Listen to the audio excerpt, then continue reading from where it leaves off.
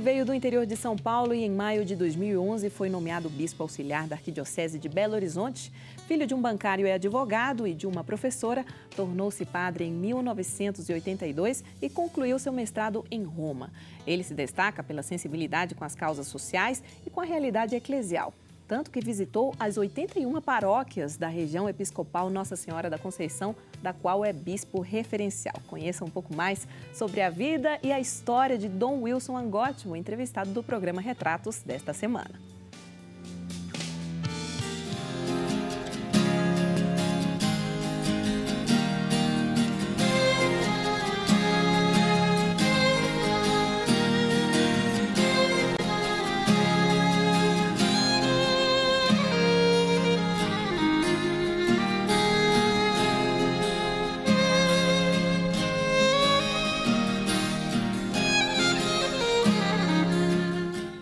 Wilson, bem-vindo ao programa Retratos, é uma honra tê-lo aqui com a gente. Mariana, a alegria é minha de estar aqui e podermos fazer essa conversa, que acho que é uma oportunidade também das pessoas com as quais nós convivemos e trabalhamos, nos conhecerem melhor também com essa partilha que aqui vamos fazer. Dom Wilson, eu quero começar o programa perguntando a respeito da sua infância, da vida que precedeu a ordenação como padre em 1982, lá em Taquaritinga, onde o senhor veio, no interior de São Paulo. Então, a minha vida em Taquaritinga, uma família de 5 irmãos, pai e mãe, como você apresentou, pai bancário, a mãe professora, e 5 irmãos. Costumo dizer que eu não sou o mais velho, eu sou o primeiro. Mas dentre os irmãos, então, o mais velho de todos, mas brincamos muito numa época em que a cidade é muito tranquila, uma cidade pequena, até hoje não é uma grande cidade, mas uma vida tranquila, pacata, e as pessoas tinham muito o costume de sentar-se à porta da casa, na calçada, e juntos poderem ali conversar, passar a noite ali com um bate-papo, que hoje, muitas vezes, por causa também da televisão, isso se perdeu. E enquanto os filhos ficávamos ali na rua, na frente dos pais, brincando, e isso foi muito marcante.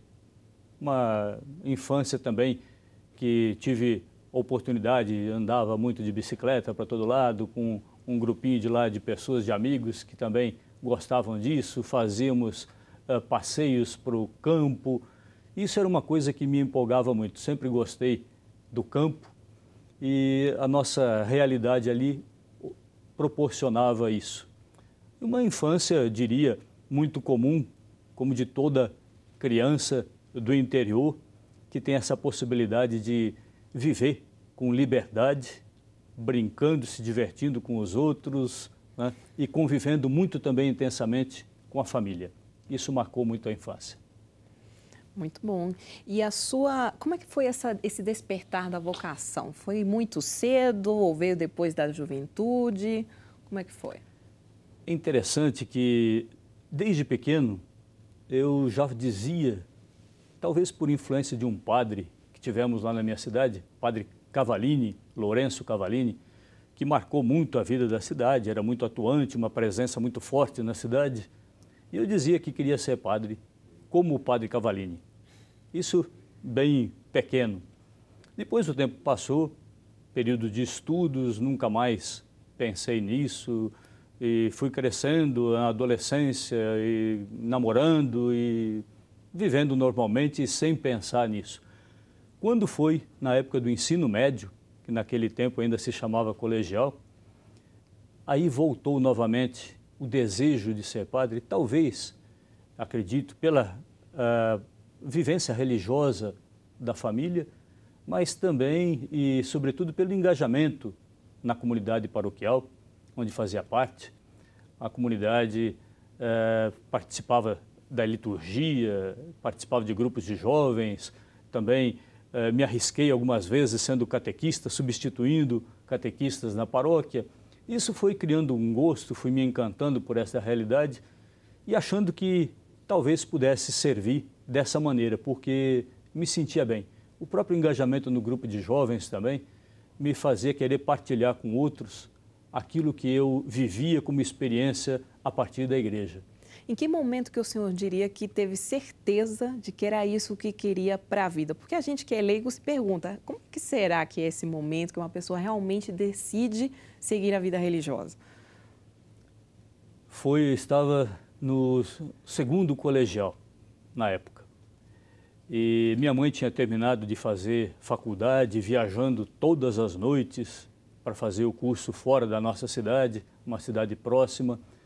E quando ela terminou, depois de 4 anos, ela fez o propósito de participar de missa todos os dias. A nossa casa era a 50 metros da igreja matriz da cidade. Mas a minha mãe, participando todos os dias, um dia a missa era mais longe, num santuário lá da cidade, e ela me convidou para ir, para acompanhá-la, fazer companhia. Aceitei e fui também para participar da missa. E um padre, na época tínhamos 3 espanhóis trabalhando na cidade, e eu lembro que o padre, naquela celebração, fazia uma homilia no mês de maio sobre Nossa Senhora, era justamente o santuário de Nossa Senhora. Ele fazia homilia falando que Nossa Senhora, dando o seu sim a Deus, possibilitou que a salvação se fizesse presente no mundo. E que cada vez que nós dávamos a Deus um sim generoso, nós colaborávamos também para que essa salvação se concretizasse na história. Naquele momento, com o santuário cheio, cada um ouvindo as mesmas palavras, eu me senti chamado, como se Deus me cutucasse naquele momento, e eu disse, numa oração simples de um jovem de 16 anos, eu vou ser padre. E ali, por diante, o que veio foi por acréscimo. E como é que foi a reação dos seus familiares com essa notícia? Na verdade, fui partilhando com eles e, claro, um rapaz de 16 anos, né, e queria entrar no seminário já no ano seguinte. E meus pais disseram, meus pais, os padres da cidade, o bispo a quem procurei, e não, espere mais um pouco, termina o colegial, nível médio hoje, e depois você vai para o seminário. E assim vai ser um tempo também de amadurecendo, de refletindo, de discernindo a vocação. Mas da parte dos pais tive a orientação, o apoio, devia seguir o caminho, claro, também com questionamentos. Olha, presta bem atenção, você foi muito inconstante, começou a estudar violão, parou, começou a estudar inglês, parou, começou a estudar piano, parou. Será que você vai dar conta? Ou quando estava para entrar também no seminário, não seria bom fazer uma faculdade antes? Depois, se não der certo, você já tem algo profissionalizante ou pelo menos uma profissão. Aí eu falei, não, agora é o caminho mesmo que eu vou seguir. E entrei com muita decisão, com muito ideal, com muita vontade de servir a Deus e servir a igreja. Os irmãos também faziam questionamentos, já que o senhor era o mais velho? Não. Foi muito tranquilo, né? E acho que um respeito de cada um, né, pelo outro, no caminho que cada um escolheu, no caminho que cada um buscava. O importante é a gente corresponder àquilo que é o ideal que a gente tem, que nos move, e como também acho que cada um servia de apoio para o outro, eles também serviram de apoio para mim nesse sentido, reafirmando e ajudando também na minha decisão, no meu encaminhamento. Então é o Dom Wilson, que é bispo auxiliar da Arquidiocese de Belo Horizonte, nosso entrevistado de hoje aqui no Retratos. E antes do intervalo, eu quero passar um recado para você da campanha Faço Parte. Ela precisa muito de você para alcançar seus objetivos deste ano. Com a sua ajuda, importantes projetos da nossa Arquidiocese estão sendo realizados, como a revitalização do Santuário Nossa Senhora da Piedade em Caeté. Infelizmente, até o momento, a campanha Faço Parte não conseguiu atingir a meta de 2014 e, por isso, precisamos da sua ajuda. Para saber como participar, é só entrar em contato pelos telefones 3319-6111 e 3209-3559. Faça parte você também. Faça parte você também, somos todos discípulos de Cristo. Nós vamos para um rápido intervalo e voltamos em instantes. Fique com a gente.